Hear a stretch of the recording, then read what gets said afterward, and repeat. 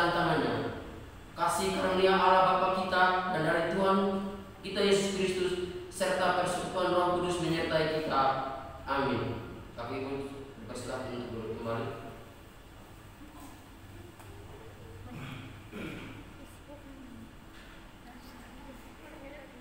Kita akan mendengarkan nats renungan kita pada sore hari ini dari Roma 12 ayat yang ke-12.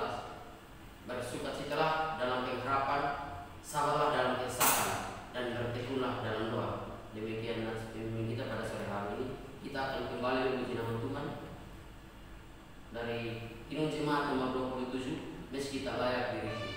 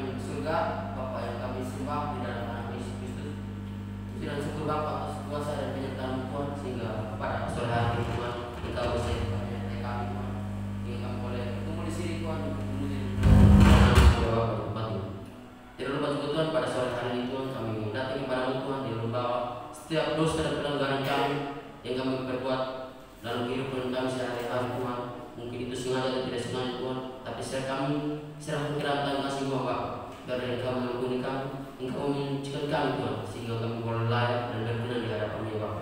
Inilah doa dan permohonan kami ya Bapa, hanya di dalam nama Tuhan Yesus adalah Tuhan dan Juru Selamat kami yang hidup, kami sudah berdoa. Amin.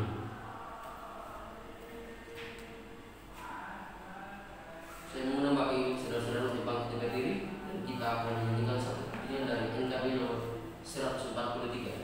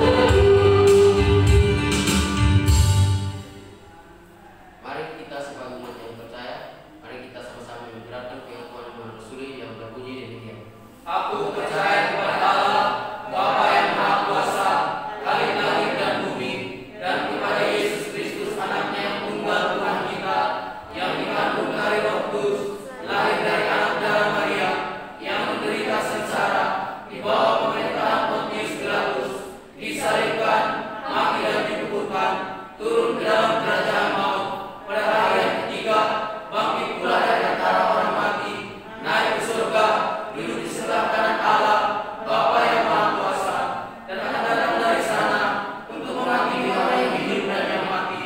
Aku percaya kepada Roh Kudus, gereja yang kudus dan am, persekutuan Roh Kudus, pengampunan dosa, kebangkitan tubuh, dan hidup yang kekal. Amin. Ibu persilahkan untuk kembali. Sebelum kita mendengarkan firman Tuhan yang telah disampaikan oleh hambanya, kita menyambutnya dengan satu pujian dari Kirim Jemaat nomor 427, Kusuka Menuntut.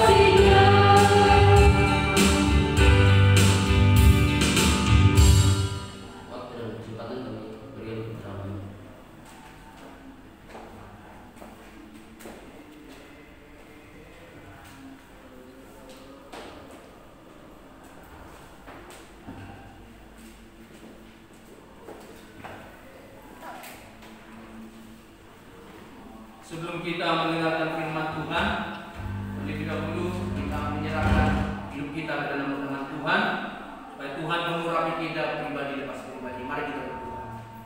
Bapa kami yang ada dalam kerajaan surga, kami mengucap syukur ya Tuhan atas berkat kasih dan kemurahan Tuhan dalam kehidupan kami. Hingga saat ini Tuhan, kami boleh mendapat kesempatan memuji-muji Tuhan dan memuliakan nama Tuhan. Kami percaya itu semuanya karena kasih Tuhan bagi kami. Untuk itulah ya Tuhan, kami rindu mengenal Tuhan dalam kehidupan ini lebih dalam lagi, yaitu melalui kebenaran firman Tuhan. Oleh karena itu ya Tuhan, jamahlah kami, urapi kami semuanya, beri kami hikmat dan pengertian, supaya kami boleh memahami apa yang menjadi isi hati Tuhan. Kami boleh dibaharui, kami boleh dihiburkan, dan kami boleh dikuatkan oleh Tuhan melalui kebenaran firman Tuhan. Berkati hamba-Mu yang akan menyampaikan firman Tuhan, berkati mulut lidah hamba-Mu, sehingga hamba Tuhan boleh menyampaikan apa yang menjadi isi hati Tuhan. Terima kasih Tuhan Yesus. Kami serahkan Tuhan pemberitaan firman Tuhan ke dalam tangan-Mu mulai dari awal sampai selesai. Hanya di dalam nama Tuhan Yesus Kristus kami sudah berdoa dan mengucap syukur. Amin. Shalom Aleichem. Selamat sore Bapak Ibu Saudara sekalian. Bagaimana kabarnya? Luar biasa, puji Tuhan saudara-saudaraku. Saat ini kita akan kembali memahami dan merenungkan kebenaran firman Tuhan. Kita akan langsung melihat di dalam Ayub pasal yang ke-23 ayat yang ke-10 sampai 14. Mari kita buka bersama-sama, yaitu Ayub pasal 23 ayat yang ke-10 sampai 14. Saya mengundang kita semuanya untuk bangkit berdiri bersama-sama. Ya, baca bersama-sama saya ayat yang ke-10 dan Bapak Ibu Saudara sekalian ayat yang ke-11. Demikian kita bergantian hingga sampai ayat yang ke-14. Demikianlah firman Tuhan. Karena ia tahu jalan hidupku, seandainya ia menguji aku akan timbul seperti emas.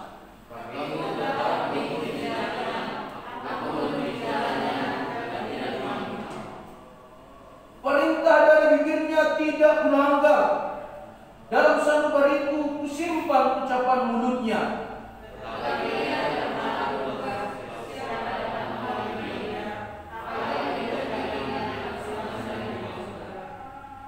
Karena ia akan menyelesaikan apa yang ditetapkan atasku, dan banyak lagi hal yang serupa dengan itu dimaksudkannya. Amin firman Tuhan. Silakan duduk Bapak Ibu Saudara sekalian. Diberkatilah kita yang membaca firman Tuhan, yang merenungkannya dan yang melakukannya dalam kehidupan kita sehari-hari.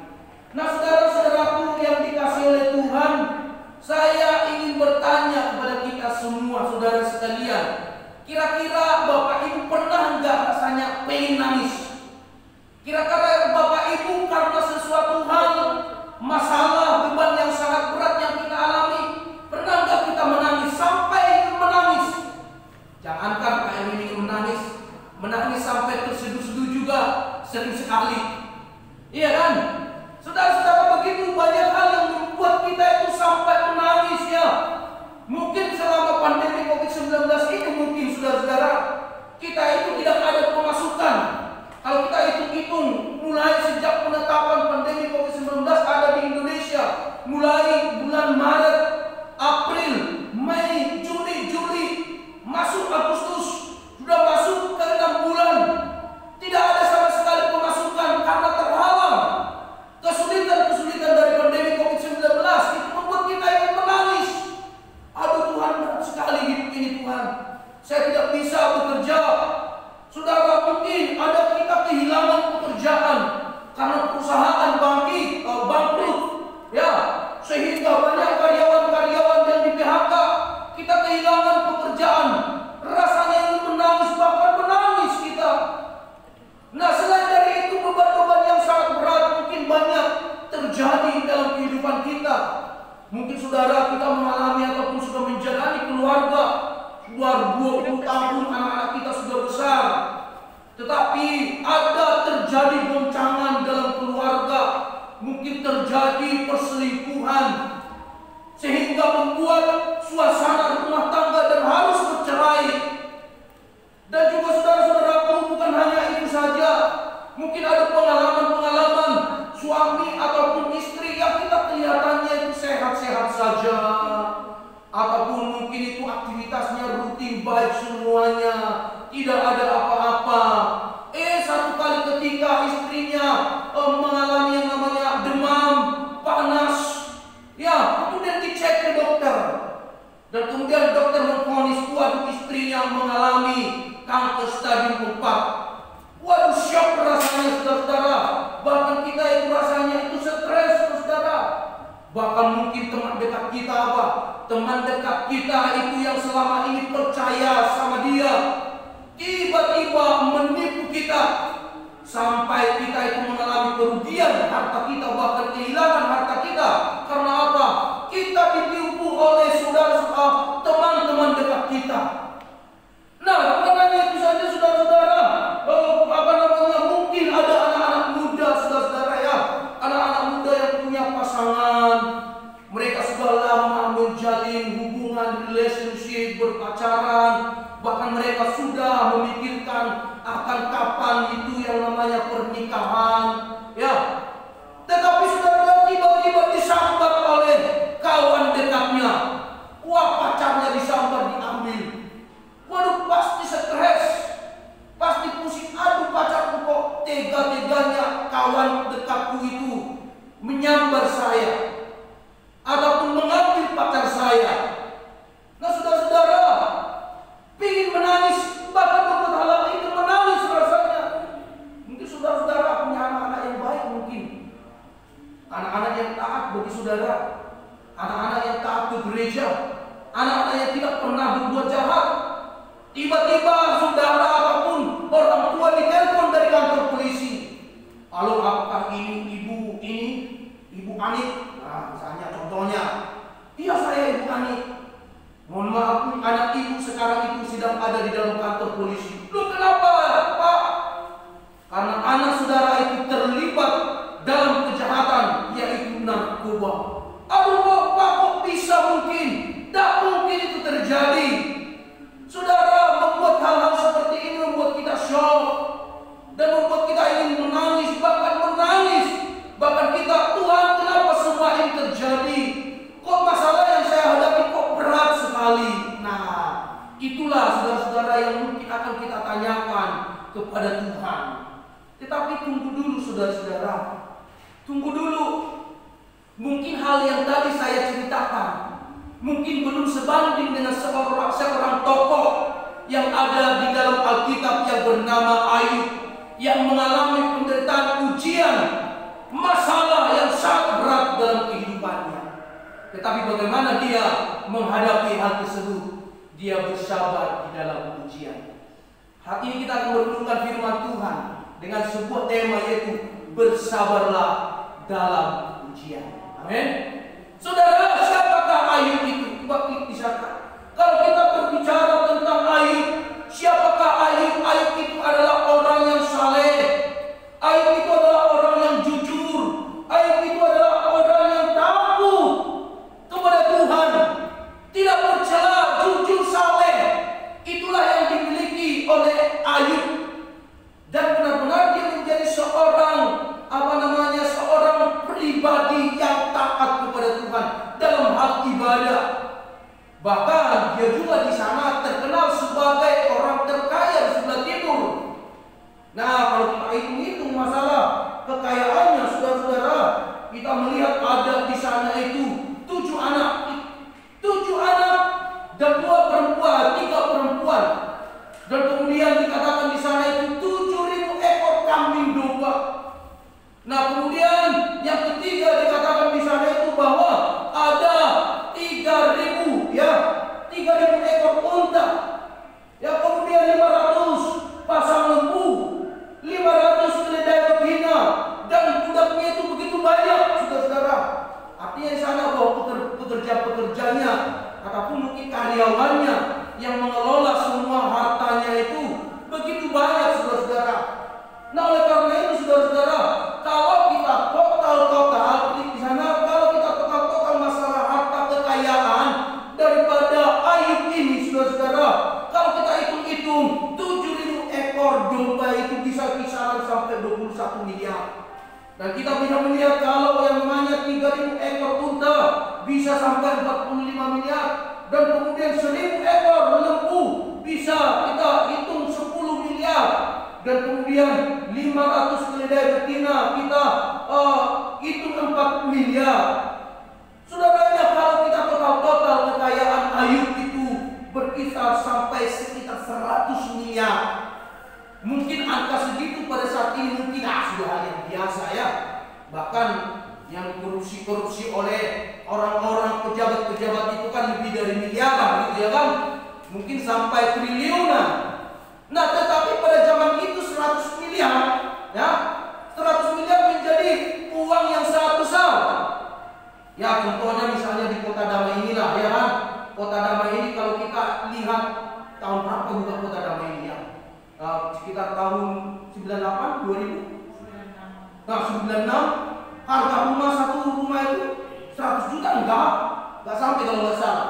Mungkin 30 sampai 40 ya. Nah,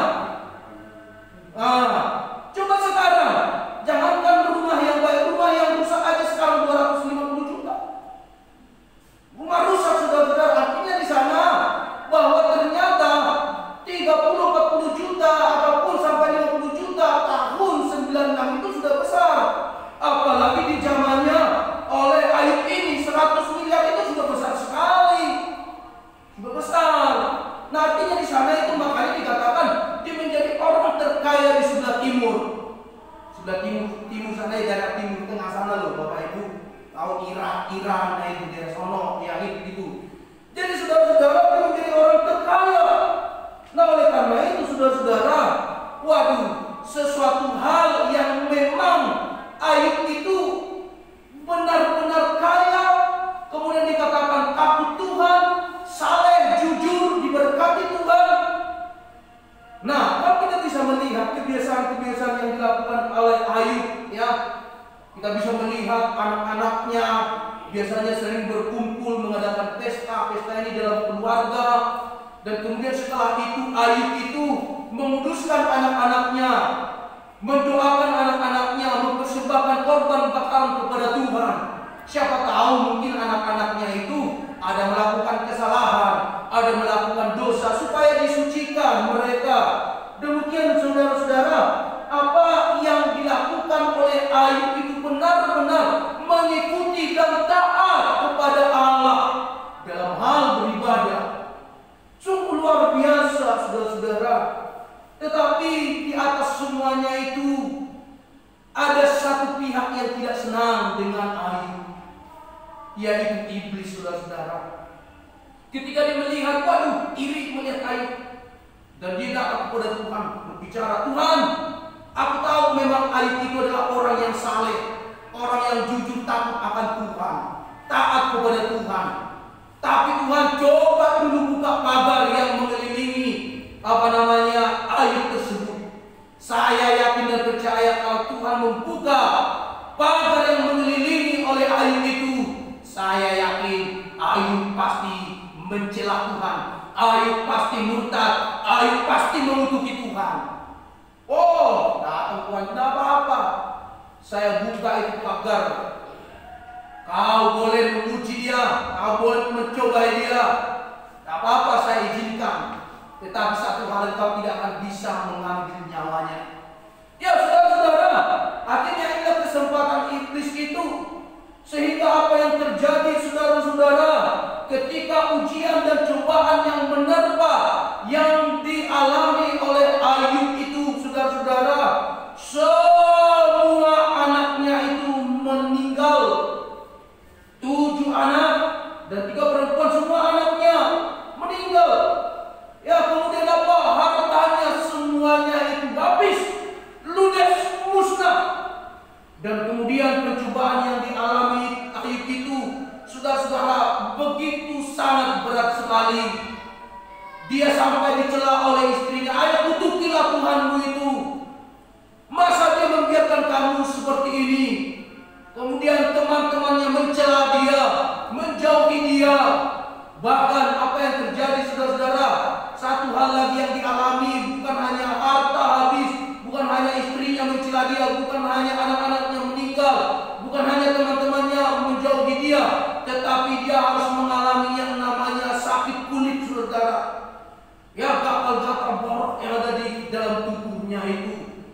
Dan kemudian artinya di sini adalah saudara-saudara, pencobaan ujian ini sangat berat sekali. Karena apa? Karena yang dialami itu tidak bersifat cicilan satu-satu, tapi ini bersifat borongan, saudara-saudara.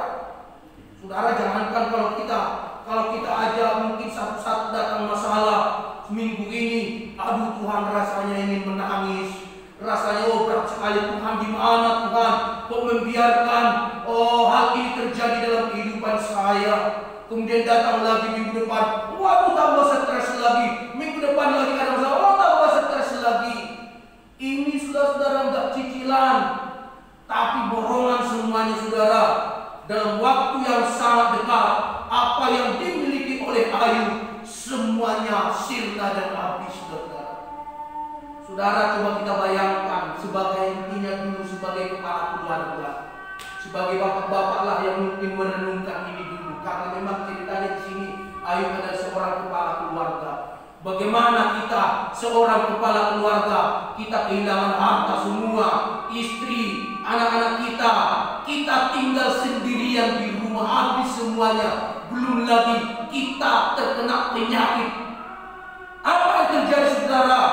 Mungkin tidak tahan saudara-saudara kita menghadapi itu. Mungkin kita akan berkata, Tuhan lebih baik saya bunuh diri, Tuhan lebih baik saya dipanggil sekalian. Pasti ngomongnya demikian.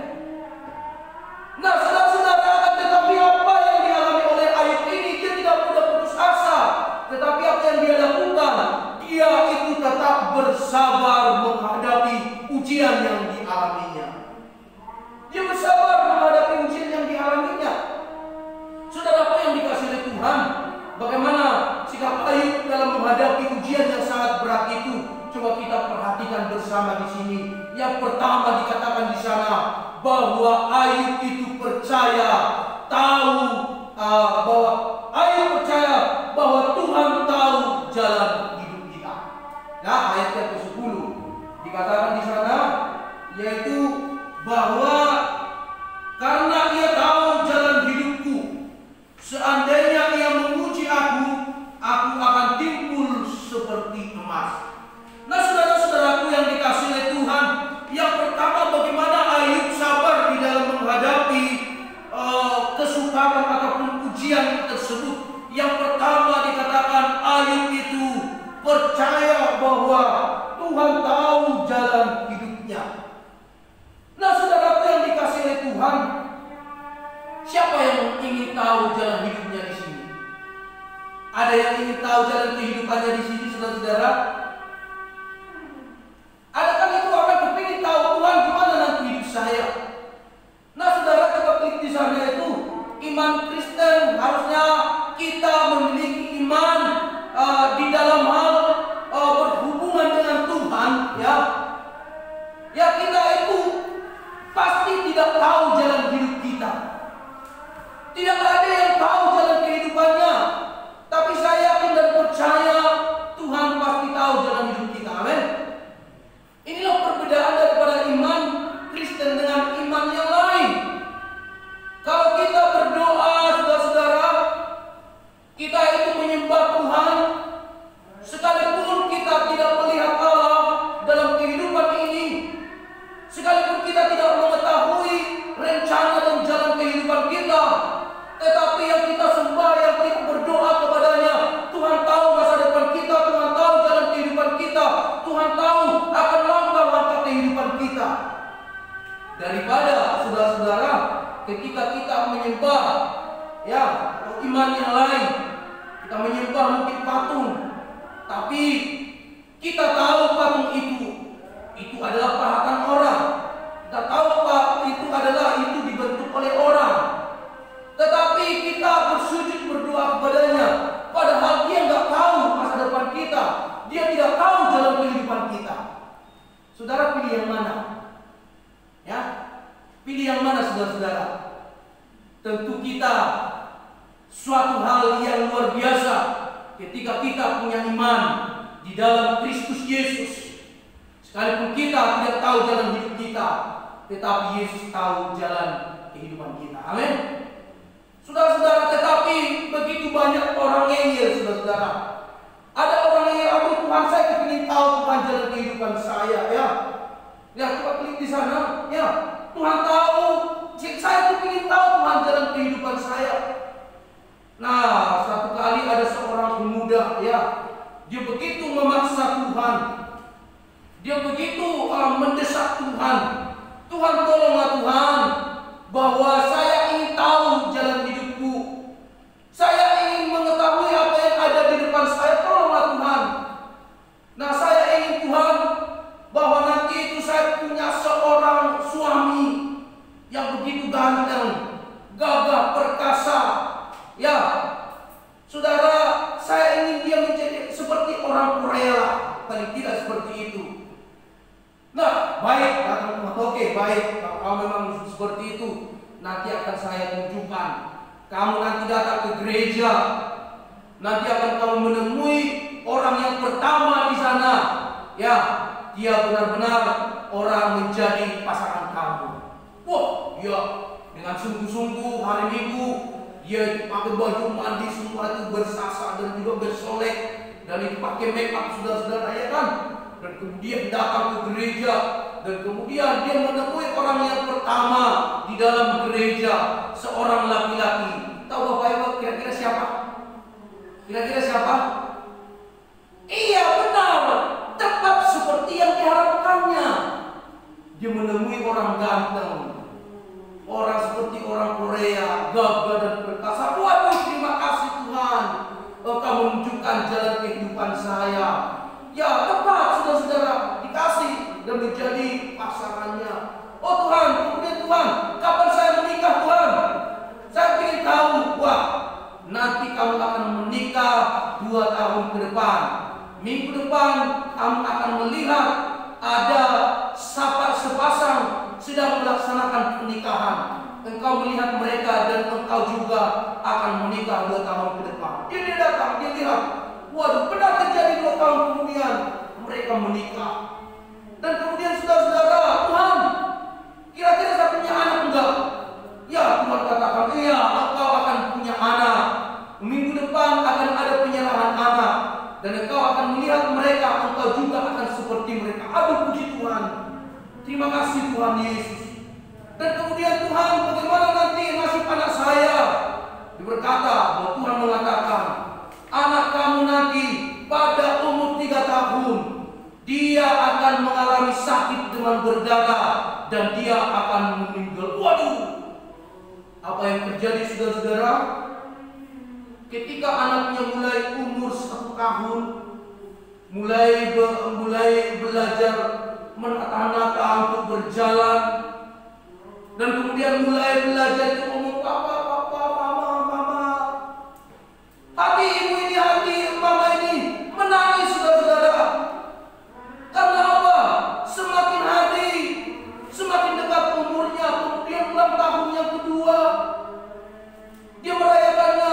Bukan malah semakin bahagia, tentunya dia semakin sedih, semakin menangis karena umurnya semakin dekat. Karena umur 3 tahun anaknya akan meninggal. Nah saudara-saudara, hal-hal seperti ini kita tidak perlu memaksa Tuhan. Amin. Karena ketika kita pun tahu jalan hidup kita, belum tentu kita bahagia. Ya kan? Oke lah kalau kita mungkin Tuhan tunjukkan hal-hal yang baik, hal-hal yang mungkin menyenangkan hati kita. Kalau Tuhan menunjukkan itu bersifat hal-hal yang bersifat duka cita, kita akan sedih. Makanya saudara-saudara, nggak usah pergi ke peramal-peramal, dukun-dukun.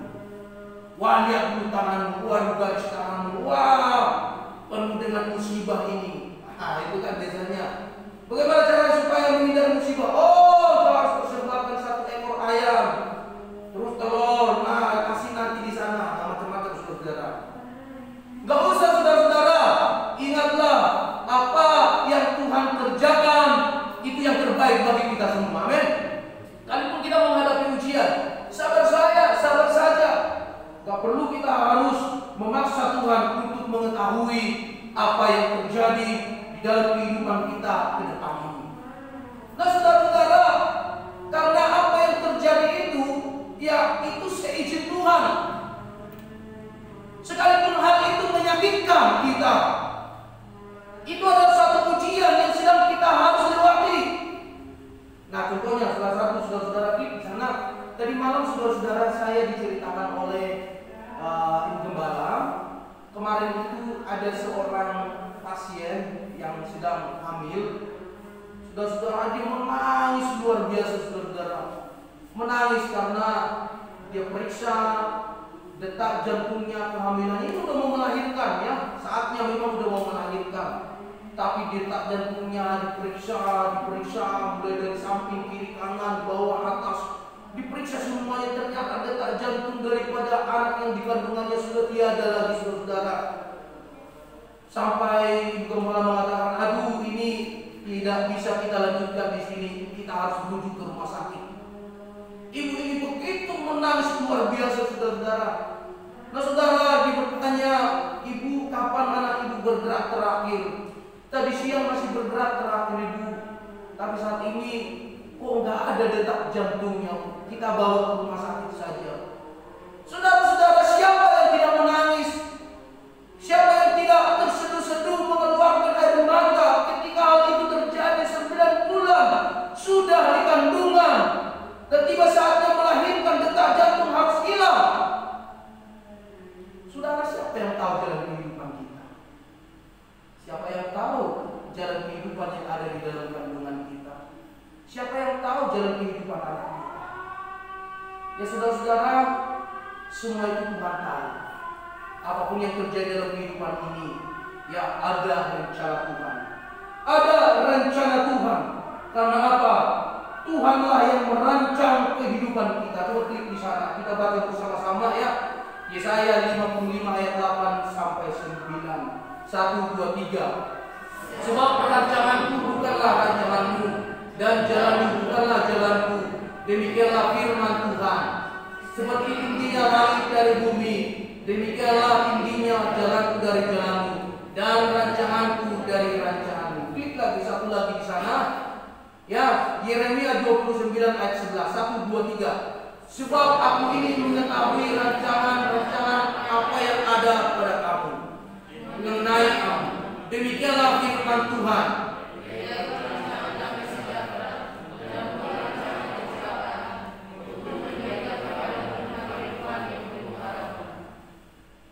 Saudara-saudara yang dikasihi oleh Tuhan, itulah rancangan Tuhan terhadap kehidupan saya dan saudara. Rencana Tuhan itu adalah rencana damai sejahtera, bukan kecelakaan. Nah kalau begitu, kenapa semua ini terjadi dalam kehidupan saya, Pak Erwin? Semua yang terjadi dalam kehidupan kita berarti Tuhan melihat itu adalah yang terbaik. Ya, jadi kita beda pandangannya Allah dengan pandangan kita ya. Beda. Dalam pandangan kita itu adalah suatu hal yang mungkin menyakitkan. Tetapi dalam pandangan Allah itu adalah yang terbaik untuk kita. Amin. Di sini letaknya. Di sini letaknya kalau kita mau sabar menghadapi ujian, harus kita bisa lihat berarti karena Tuhan tahu jalan kehidupan kita. Oleh karena itu ketika Ayub sabar melihat bahwa Allah tahu jalan kehidupannya, Tuhan kembalikan 2 kali lipat apa yang dia punya sebelumnya. Amin. Nah, saudara-saudara, yang Pak Erwin, walaupun seperti itu tapi mau tetap aku nggak mau. Nah, itulah manusia. Tetapi setiap manusia punya rencana tersendiri dalam pandangan Allah. Amin. Punya rencana Allah yang berbeda-beda. Nah, baik saudara-saudara, ingatlah kalau kita ingin sabar dalam menghadapi ujian, menang atas ujian yang kita hadapi. Ya, yang pertama, ingatlah bahwa Tuhan tahu jalan kehidupan kita. Yang kedua di sana, bagaimana kita bersabar dalam menghadapi ujian ini, yaitu kita mau mengikuti prosesnya Tuhan. Kita mau mengikuti prosesnya Tuhan. Ayat 11 sampai 12 dikatakan firman Tuhan, kakiku tetap mengikuti jejaknya, aku mengikuti jalannya dan tidak menyimpang. Perintah dari bibirnya tidak melanggar, dalam sanubariku kusimpan ucapan mulutnya. Saudaraku, mengikuti prosesnya Tuhan. Proses. Saudara, selalu saya katakan, setiap mengalami proses kira-kira enak atau senang? Senang atau tidak senang? Halo saudara-saudara, kira-kira proses itu menyenangkan atau enggak? Biasanya tidak menyenangkan. Saya dengan percaya setiap proses biasanya tidak menyenangkan. Nah, saudara-saudara, pasti sangat sakit, menyakitkan. Saudara, di sana dikatakan bahwa satu kali ada seorang pemahat gitu ya, tiap hari dia pergi ke gunung, memahat batu yang besar. Tiap hari, tiap minggu, bahkan berbulan-bulan, bahkan bertahun-tahun, dia pergi tiap hari memahat batu, gunung batu yang besar. Nah, saudara-saudara, ketika satu gunung batu ini di sampingnya berkata kepada yang dipahat ini, kamu batu yang dipahat, kok orang itu terus datang yang memahat kamu? Kok gila dia, kok nggak menyakitkan kah? Kamu tuh dipahat dengan alat yang tajam, kamu diukir, kamu dipahat, diproses terus tiap hari, tiap minggu, tiap bulan, bahkan bertahun-tahun. Datang yang dipahat ini, iya, saya juga jengkel, rasanya suatu sekali saya ini dipahat, diproses saya terus tiap hari itu. Nah, tapi nggak apa-apa lah. Saya tahu dia, karena dia adalah seorang mungkin ada satu yang baik rencananya bagi saya, mengapa dia pahat saya. Dan akhirnya apa yang terjadi, saudara? Ketika sudah selesai, muncullah suatu batu yang berharga, gunung batu yang berharga. Nah, coba kita perhatikan di sini, 4 wajah Presiden Amerika dipahat dan diabadikan di satu gunung Rushmore. Menjadi batu yang berharga diabadikan, akhirnya apa? Dikunjungi oleh banyak orang. Batu yang indah dan enak dipandang oleh mata daripada batu yang di sampingnya. Akhirnya dia menjadi batu yang tidak berharga. Memang saudara-saudara, proses itu menyakitkan, ujian itu menyakitkan, tidak menyenangkan. Tetapi apa?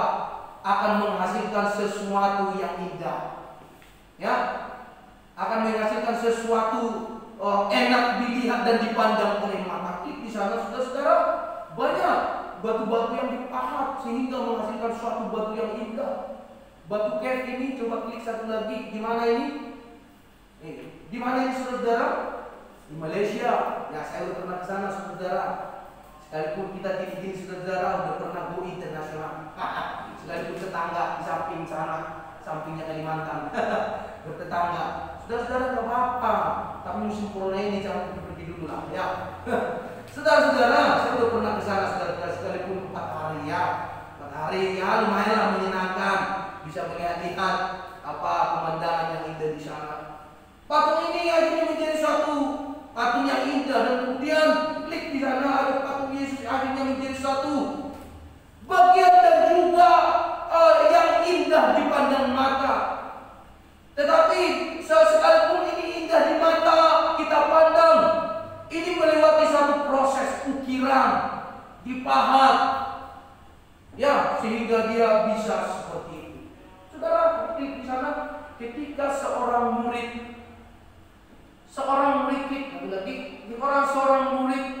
harus naik kelas, ya, seorang murid harus naik kelas. Apa yang harus dihadapi?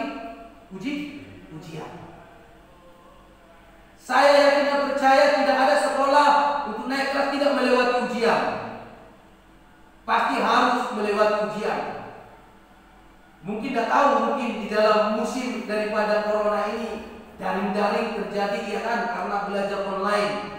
Semuanya naik kelas semua, nggak ada yang tinggal kelas.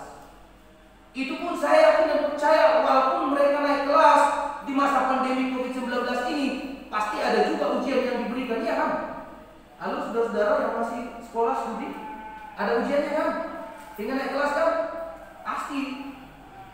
Apalagi untuk lulus, pasti ada ujiannya, saudara-saudara, sekalipun online. Yang kedua, kalau kita perhatikan, saudara-saudara, kalau yang namanya ujian itu biasanya apa?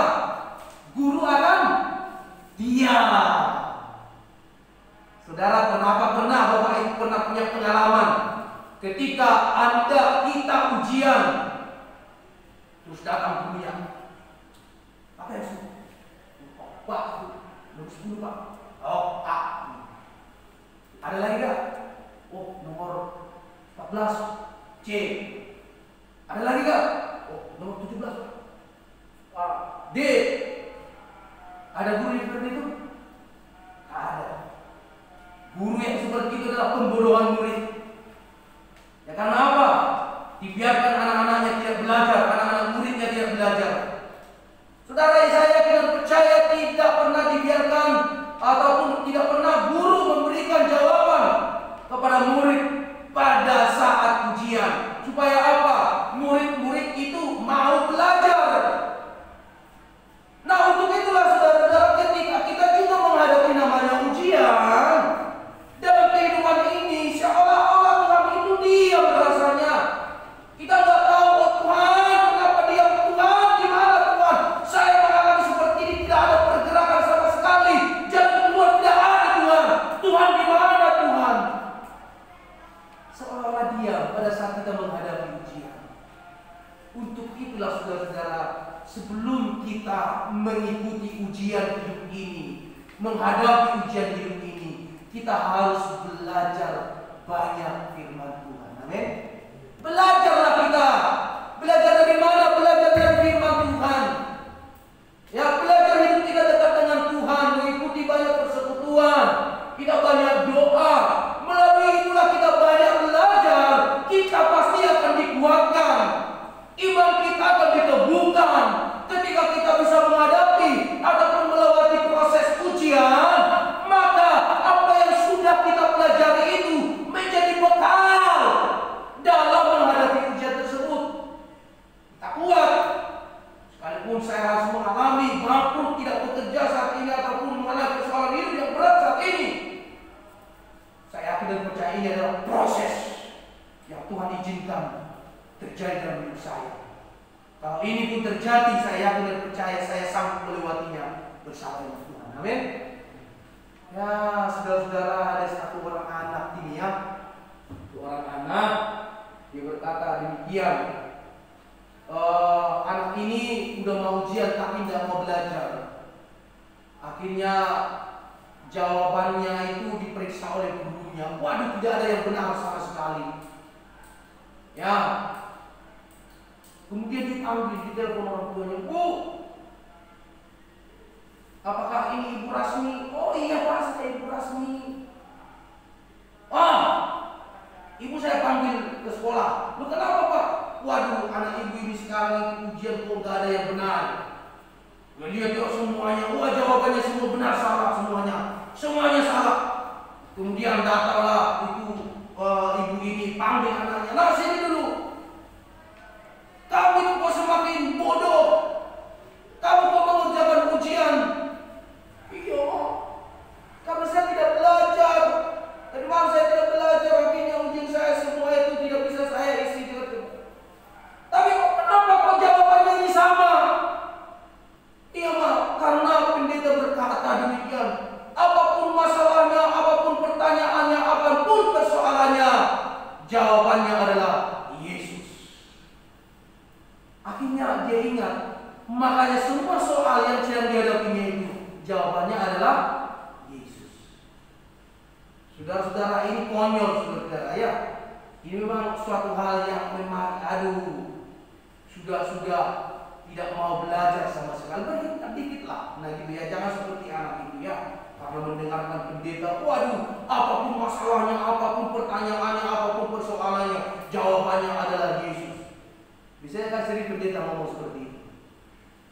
Nah, saudara-saudaraku yang dikasih oleh Tuhan, ingatlah apa yang terjadi dalam kehidupan ini adalah suatu proses.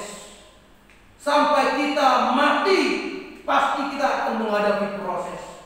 Bagaimana kalau kita tidak mau menghadapi proses? Ya tinggal saja minta sama Tuhan, Tuhan panggil saya karena saya tidak sanggup lagi untuk menghadapi proses di dunia ini. Nah itu, selama hidup kita di dunia ini, ingatlah masih ada terus proses yang terjadi dalam hidup kita. Bagaimana kuncinya? Sabarlah dalam ujian itu, hadapi bersama dengan Tuhan. Amin. Yang ketiga, yang terakhir. Yang ketiga, saudara-saudaraku yang dikasih oleh Tuhan, kita perhatikan di sana bagaimana kita mau bersabar dalam menghadapi ujian, yaitu percaya bahwa Tuhan membentuk kita, memproses kita supaya lebih mulia. Ya, ayat yang ke-13 sampai 14. Tetapi ia tidak pernah berubah. Siapa dapat menghalangi dia? Apa yang dikehendakinya dilaksanakannya juga. Karena ia akan menyelesaikan apa yang ditetapkan atasku. Dan banyak hal lagi yang serupa itu dimaksudkannya. Coba Coba kita naik ke ayat 10b, dikatakan, seandainya ia memuji aku akan timbul seperti emas. Saudaraku yang dikasihi oleh Tuhan, kalau kita bisa melihat logam murni ataupun dikatakan emas, emas itu diapakan supaya terjadi yang namanya emas murni. Emas murni ini harus dibakar di dalam suhu tingkat kepanasan 1000 derajat Celcius. Tidak bukan 100 derajat Celcius. 100 derajat Celcius itu cuma masak air panas mendidih ataupun cuma masak indomie telur, ya kan? Tetapi kalau yang dikatakan dengan untuk menghasilkan emas yang murni itu harus dibakar 1000 derajat Celcius. Oh ya, bekerja mungkin di dalam pabrik baja, pabrik besi itu mungkin panasnya udah kita tahu seberapa panas itu mengenai peleburan baja besi ataupun logam. 1000 derajat Celcius supaya apa? Bisa menghasilkan emas murni. Nah, saudaraku yang dikasihi oleh Tuhan, mengapa harus 1000 derajat Celcius? Yang pertama, untuk memisahkan kotoran-kotoran logam. Untuk memisahkan kotoran-kotoran logam itulah yang dilakukan terhadap logam ataupun emas murni ini. Memisahkan kotoran-kotoran. Untuk itulah saudara-saudara, sekalipun kita mengalami dalam kehidupan ini yang namanya ujian yang sangat berat, mungkin beratnya itu kita gambarkan sama seperti 1000 derajat Celcius yang begitu panas. Untuk apa? Memisahkan kotoran-kotoran yang mungkin dosa-dosa yang terus menghalangi kehidupan kita ini bisa dekat dengan Tuhan. Supaya dipisahkan, dibakar semua itu, supaya kita murni di hadapan Tuhan. Bukan hanya itu saja, yang kedua, kenapa sampai harus 1000 derajat Celcius tingkat kepanasannya, yaitu supaya mudah dibentuk ataupun supaya lentur. Dan emas ini bisa dibentuk, makanya kan muncul ada batangan emas batangan, emas kotak, emas anting-anting ataupun emas kalung gitu kan, macam-macam bentuknya. Kenapa? Karena emas ini lentur, mudah dibentuk dan bisa dibentuk apa saja. Sama dengan kita, saudara, kita itu dibakar, yang dalam arti kita diperhadapkan dengan ujian supaya kita dibentuk menjadi pribadi-pribadi yang tangguh, pribadi-pribadi yang mulia, yang mau dan juga yang berkenan di hadapan Tuhan. Itulah makanya itu sampai 1000 derajat Celcius. Dan juga yang ketiga dikatakan di sana, kenapa harus 1000 derajat Celcius? Supaya apa? Supaya tidak berkarat, tahan karat. Oleh karena itu, saudara-saudara, ada emas murni yang karatan. Kalau ada emas yang karatan itu enggak emas namanya. Mungkin itu adalah kuningan, ya kan? Mungkin itu adalah logam-logam yang bercampur dengan kotoran-kotoran logam lainnya. Tetapi kalau emas murni itu, dia pasti tahan karat. Saudara, untuk itulah saudara-saudara, kita juga diperhadapkan dengan ujian-ujian yang sangat berat itu. Supaya apa? Supaya kita bisa menjadi pribadi yang mulia. Diperhadapkan semua itu, kita bisa tahan, ya, kita bisa dibentuk, ya, kita tahan karat, ya, kita tahan karat, kita tahan semua terhadap apapun keadaan dunia ini. Nah, kita diperhadapkan dengan virus corona, pandemi corona saat ini. Kita tabah, kita sabar menghadapinya, ya, karena kita sudah dipuji begitu luar biasa. Tidak apa-apa Tuhan, karena saya tidak sendirian, karena saya bersama dengan Tuhan. Amin. Untuk itulah saudaraku yang dikasihi oleh Tuhan, kita dibentuk oleh Allah, kita dibakar seperti emas yang dibakar 1000 derajat Celcius. Untuk apa? Tuhan membentuk kita supaya menjadi pribadi yang tangguh. Tuhan membentuk kita supaya apa? Punya iman yang kuat. Tuhan membentuk kita supaya apa? Punya hidup yang bertumbuh. Supaya apa? Kita punya hidup yang bersyukur. Supaya apa? Kita punya hidup yang bersukacita. Bahkan di atas segalanya itu semua, kita punya hidup yang senantiasa mengandalkan Tuhan. Amin. Ingat firman ini. Bagaimana Ayub melewati semua ujian yang sedang dihadapinya itu karena apa? Dia mau bersabar.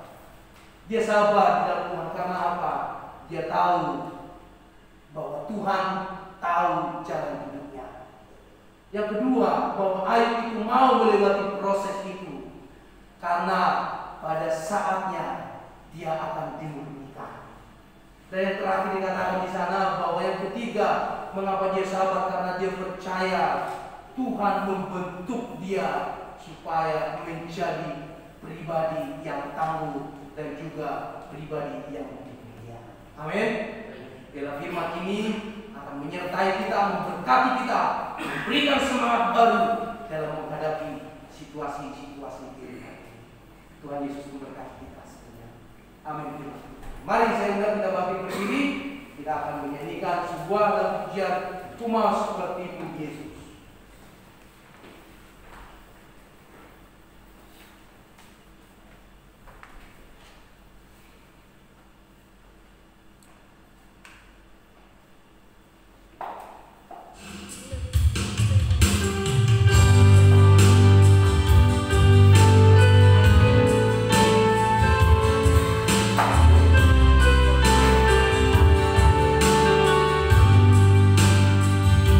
Bangkitkan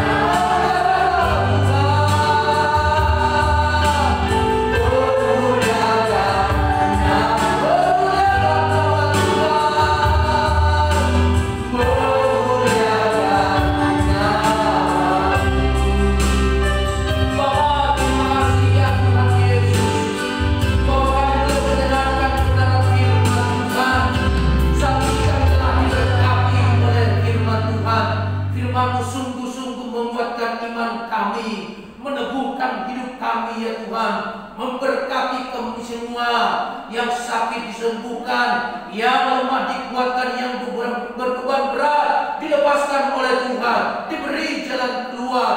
Biarlah Tuhan dalam menghadapi ujian ini, Tuhan, kami boleh bersabar di dalam Tuhan, karena kami yakin dan percaya bahwa Tuhan tahu jalan kehidupan kami.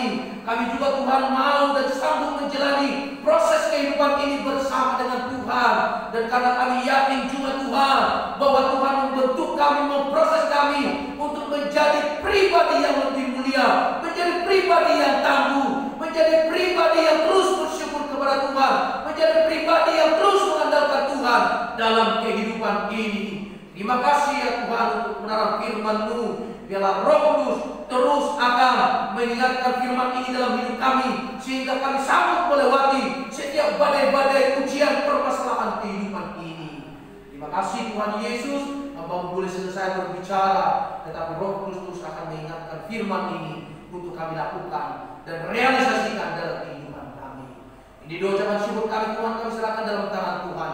Di dalam nama Tuhan Yesus Kristus kami sudah berdoa dan mengucap syukur. Amin. Silakan duduk Bapak Ibu Saudara sekalian.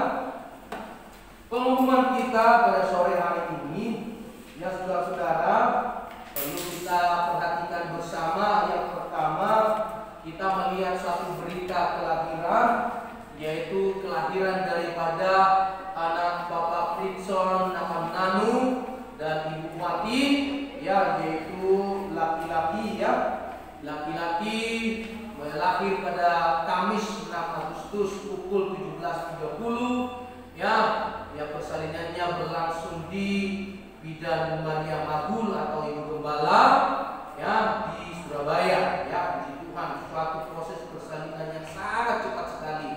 Saya mengantar mereka itu jam 4 sore ke Surabaya, tiba di sana.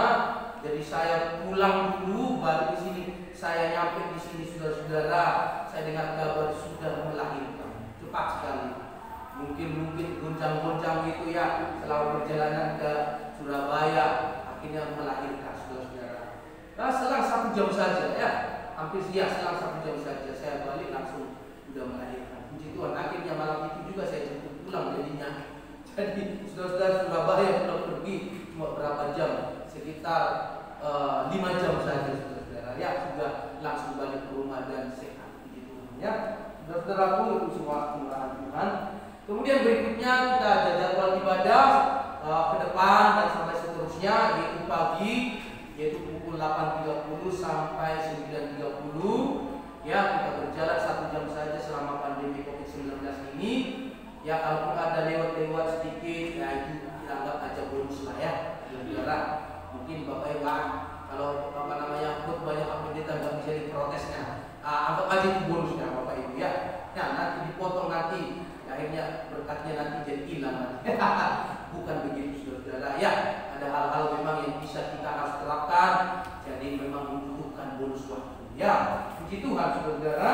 Dan kemudian pukul 17 sampai 18 yaitu ibadah sore, sama seperti ini. Kita akan laksanakan, puji Tuhan, hal seperti ini kita bisa lakukan.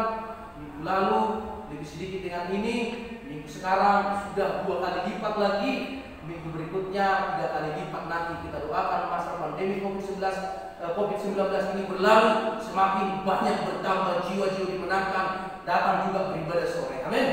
Puji Tuhan. Nah, puji Tuhan, itu semuanya karena kemurahan Tuhan. Dan kemudian saudara-saudaraku yang dikasih oleh Tuhan, ya, bagi Bapak Ibu mungkin yang mau membawa anak boleh-boleh saja, tetapi harus diawasi, dipegang sendiri dan tidak boleh disentuh oleh orang lain ataupun keluarga yang lain. Nah, saudara-saudara yang dikasih Tuhan, sekolah minggu sementara kita masih tetap tiadakan dulu, dan kemudian jemputan jemaat tetap ada, tapi paling lambat Sabtu, ya, pukul 9 malam, supaya bisa diatur penjemputan. Karena penjemputan di dalam mobil juga tetap diadakan social distancing, tidak boleh bersentuhan di mobil. Makanya mobil itu satu jemputan itu hanya berisi 7 orang. Nah, makanya kalau di SMS ataupun diberitahukan pada saat malam minggu mungkin itu lebih, ya, atau mungkin ada 14 orang, maka dijemput nanti pakai 2 mobil, ya. Jadi seperti itu nanti caranya ke depan. tetap diadakan social distancing ya. Dan kemudian kita melaksanakan protokol kesehatan yang sudah kita terapkan, pakai masker ataupun face shield ya, wajib cuci tangan ataupun semprot hand sanitizer, dan kemudian wajib ukur suhu tubuh dan jaga jarak selama ibadah, tidak boleh bersentuhan selama beribadah. Ini yang harus kita lakukan. Dan kemudian selesai beribadah boleh langsung pulang, tidak berkerumun tentunya ya. Puji Tuhan saudara-saudara, untuk itu kita perlu melaksanakan mekanisme baik melakukan persembahan dan juga pulang. Kalau mekanisme daripada untuk persembahan, yang pertama itu baris pertama dulu memberikan persembahan untuk baik itu persembahan umum maupun diakonia. Saudara-saudara mungkin juga yang ada persembahan kasih, persembahan syukur ataupun perpuluhan bisa dimasukkan di amplop yang putih dan dimasukkan saja di mana saja supaya bendahara bisa gampang dimisahkan nanti ya, tetap di dalam kotak itu. Nah, itu berurutan, kemudian baris kedua, selesai baris kedua, baris ketiga, sampai yang di belakang ya. Tidak usah ditunggu sampai duduk dulu ya, tapi melihat kondisi, kalau sudah selesai baris kedua langsung berdiri saja ya, jangan tunggu duduk dulu ya, waktu lama ya. Jadi seperti itu. Kalau pulangnya juga demikian. Yang pulang duluan adalah yang di belakang ya. Saya tidak akan turun salaman seperti biasanya ya. Jangan anggap Bapak Ibu saya egois ya, enggak ya. Tapi karena keadaan yang memisahkan kita. Ya kan, saudara. Jadi seperti itu. Jadi yang di belakang dulu, baru kemudian mengikuti yang di belakangnya lagi sampai yang di depan. Ya. Pokoknya intinya adalah saudara, selama kita beribadah, jaga jarak, jangan bersentuhan. Itu adalah suatu disiplin mencegah corona ini ataupun virus corona ini. Nah, istilahnya ada di tol saya baca di situ, vaksin daripada virus corona adalah cuma satu, disiplin. Ya, disiplin saat ini apa yang kita lakukan? Social distancing. Ya sabar dulu, jangan salaman. Jangan, kalau minggu kan biasanya cipika-cipiki dulu ya kan. Saat ini sabar dulu, jangan cipika-cipika dulu ya. Ya sabar dulu. Kita lakukan dulu protokol kesehatan dengan baik. Nah, supaya kita bisa saling menjaga ya. Supaya kita bisa saling menjaga. Puji Tuhan, laporan persembahan saat ini, laporan persembahannya itu persembahan umum 295.000, diakonia 168.000, persembahan syukur NN 500.000, persembahan pembelian tanah pembangunan gereja NN 500.000, persembahan perpuluhan YMP 500.000, perpuluhan Bapak Yefta Teva 200.000, persembahan pembelian tanah pembangunan gereja Bapak Yefta Teva 1 juta, perpuluhan OF yaitu 300.000, yaitu total semuanya 3.463.000 ya. Itulah persembahan yang masuk pada tanggal 2 Agustus. Terima kasih untuk Bapak Ibu yang sudah berkenan dan juga setia dalam memberikan persembahan untuk pekerjaan Tuhan di tempat ini. Nah, puji Tuhan, saya yakin dan percaya Tuhan akan memberkati saudara sekalian. Baik saudara, saat ini kita akan menaikkan dua syafaat kita. Saya undang Bapak berdiri, dan nanti di akhir dua syafaat kita akan menaikkan dua bapak. Mari kita lakukan. Bapa kami yang di surga, kami bersyukur hari ini Tuhan, berkat kasih karunia pertolongan Tuhan, kami sudah mendengarkan kebenaran firman-Mu ya Tuhan. Biarlah firman Tuhan terus mengajari kami, membimbing kami, dan mengarahkan langkah-langkah kehidupan kami ini untuk berjalan sesuai dengan kehendak daripada Tuhan. Tuhan, saat ini kami mau menaikkan dua syafaat kami ya Tuhan. Bila Tuhan Engkau melayakkan kami, sehingga dua-dua syafaat kami Tuhan boleh berkenan di hati Tuhan. Saat ini ya Tuhan, kami berdoa ya Tuhan untuk kelahiran anak daripada Bapak Fritson. Tuhan, kami berdoa Tuhan memberkati anak ini menjadi anak yang baik, anak yang mengasihi Tuhan, hormat pada orang tua, anak yang Engkau berkati senantiasa berkenan di hati Tuhan. Dia punya masa depan yang baik karena Tuhan yang merancang kehidupannya. Berikan pemulihan bagi Ibu Wati sehingga dia boleh melaksanakan setiap tugas aktivitasnya dalam kehidupannya. Terima kasih ya Tuhan, kami berdoa ya Tuhan untuk jadwal-jadwal ibadah kami yang akan kami lakukan ke depan, baik ibadah remaja pemuda, baik ibadah pagi, baik ibadah sore. Tuhan berkati semuanya. Biarlah Tuhan melalui ibadah-ibadah ini Tuhan bukan hanya sekedar rutinitas saja, tetapi menjadi ibadah yang senantiasa memuliakan nama Tuhan. Terima kasih ya Tuhan Yesus, berkati kami semua jemaat Tuhan untuk melaksanakan protokol kesehatan dengan ketat, social distancing, untuk menjaga kesehatan kami masing-masing, sehingga kami Tuhan boleh tidak menularkan ataupun ditularkan oleh seorang dengan yang lain. Oleh karena itu Tuhan, kami mohon perlindungan penyertaan Tuhan. Lindungi semua jemaat Tuhan, secara khusus juga jemaat kita Kota Damai dari pandemi COVID-19 ini Tuhan. Bila kami semuanya Tuhan aman dalam perlindungan Tuhan. Terima kasih Tuhan Yesus. Terima kasih Bapa, anak-anak-Mu Tuhan, jemaat-Mu yang sudah memberikan persembahan, baik itu persembahan perpuluhan, persembahan pembangunan, baik itu persembahan umum maupun diakonia. Tuhan berkati keluarga mereka, pekerjaan mereka, kembalikan apa yang menjadi jeripaya mereka berlipat kali ganda.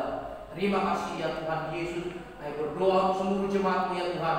Berkati setiap keluarga mereka, berkati pergumulan mereka, berkati pekerjaan mereka, berkati Tuhan dalam setiap usaha bisnis yang sedang mereka kerjakan. Tuhan Yesus senantiasa menolong mereka. Terima kasih ya Tuhan Yesus. Terima kasih Bapa. Kami berdoa secara khusus Tuhan untuk masa-masa pandemi COVID-19 ini Tuhan. Berkati para pemimpin kami Tuhan untuk mengambil suatu keputusan dan kebijaksanaan di dalam memutus rantai COVID-19 ini. Oleh karena itu kami berdoa untuk dokter-dokter dan juga perawat-perawat dan juga Tuhan bidan, bahkan mereka yang terjun di garda terdepan. Tuhan berkati, lindungi mereka Tuhan untuk menangani setiap pasien-pasien yang terkena COVID-19. Mereka yang terinfeksi Tuhan COVID-19, Tuhan sembuhkan mereka dalam nama Yesus Kristus. Terima kasih ya Tuhan Yesus. Kami berdoa ya Tuhan untuk lingkungan kami Kota Damai ini. Tuhan berikan damai sejahtera di Kota Damai ini Tuhan. Engkau menjamah setiap hati warga daripada Kota Damai ini, sehingga kami warga Kota Damai menjunjung tinggi toleransi di dalam kehidupan berwarga negara Tuhan. Terima kasih ya Tuhan Yesus. Terima kasih Bapa, kami juga menyerahkan kota kami bersih ke dalam tangan Tuhan. Biar Tuhan memimpin, memelihara, dan memberkati senantiasa. Bahkan pemimpin kami Tuhan yang ada di Kota Gresik sampai kepada RT, RW, Tuhan tolong mereka Tuhan. Beri hikmat bagi mereka, sehingga mereka boleh menjalankan tugas mereka dengan baik di kota kami Gresik ini Tuhan. Terima kasih Tuhan Yesus. Banyak hal doa syafaat kami Tuhan yang belum kami bisa naikkan satu persatu, tapi kami percaya Tuhan Engkau mengetahui apa yang menjadi setiap pergumulan kami. Ini doa kami Tuhan, doa syafaat kami serahkan dalam tangan Tuhan, di dalam nama Tuhan Yesus, dan kami percaya Engkau senantiasa mendengar dan menjawab doa kami. Dalam nama Tuhan Yesus kami sudah berdoa dan mengucap syukur, sebagaimana Tuhan Yesus telah mengajarkan kami berdoa bersama-sama. Bapa kami yang di surga, dikuduskanlah nama-Mu, datanglah kerajaan-Mu, jadilah kehendak-Mu di bumi seperti di surga. Berikanlah kami pada hari makanan kami yang secukupnya, dan ampunilah kami akan kesalahan kami, seperti kami juga mengampuni orang bersalah kepada kami. Dan janganlah membawa kami dalam pencobaan, tetapi lepaskanlah kami daripada yang jahat, karena Engkau yang punya kerajaan dan kuasa dan kemuliaan sampai selama-lamanya. Amin. Silakan dulu Bapak Ibu Saudara sekalian.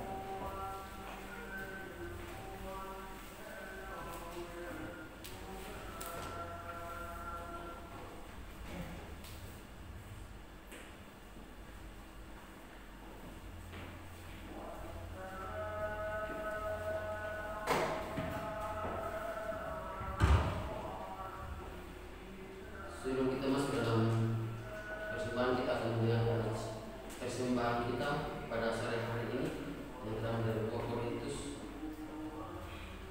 9 ayat 7 dan 8. Hendaklah masing-masing memberikan menurut kiraman hatinya, jangan dengan sedih hati atau karena paksaan, sebab Allah mengasihi orang yang memberi dengan sukacita, dan Allah sanggup melimpahkan segala kasih karunia kepada kamu, supaya kamu senantiasa berkecukupan di dalam segala sesuatu dan malah berkelebihan di dalam berbagai kebajikan. Demikianlah persembahan kita pada sore hari ini.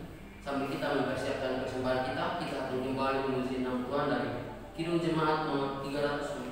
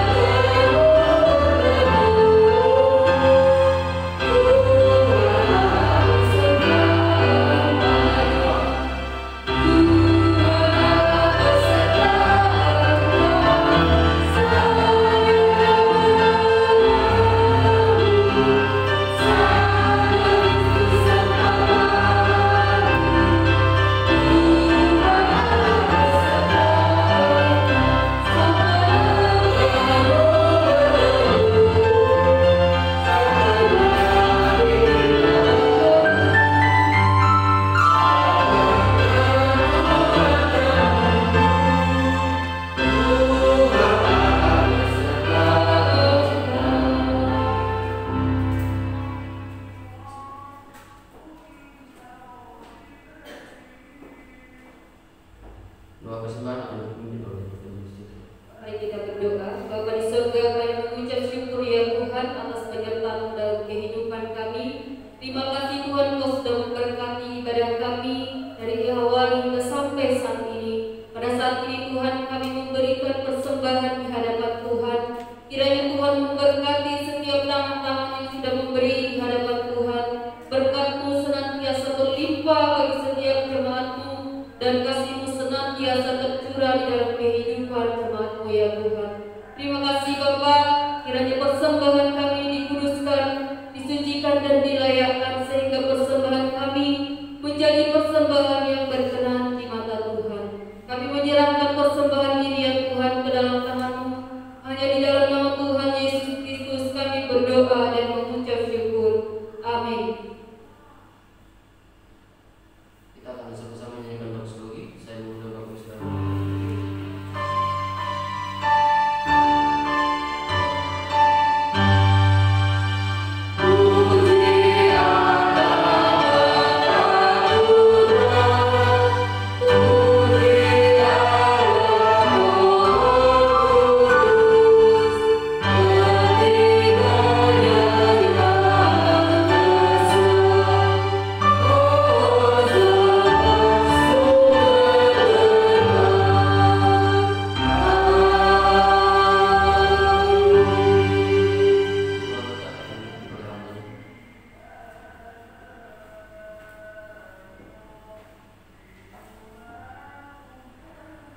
Sebelum kita pulang, marilah hidup kita menghadap kepada Tuhan.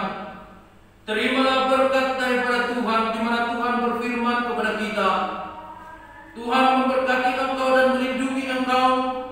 Tuhan menyinari engkau dengan wajah-Nya dan memberi engkau kasih karunia. Tuhan menghadapkan wajah-Nya kepadamu dan memberi engkau damai sejahtera, mulai saat ini sampai selama-lamanya. Amin. Amin. Amin. Amin. Amin. Silakan duduk Bapak Ibu Saudara sekalian. Silakan mengambil saat teduh. Saya mengucapkan kepada kita semuanya selamat hari Minggu, dan Tuhan Yesus beserta kita senantiasa. Tuhan Yesus memberkati kita. Saya mengucapkan kepada kita semuanya Shalom. Selamat kembali ke rumah kita masing-masing.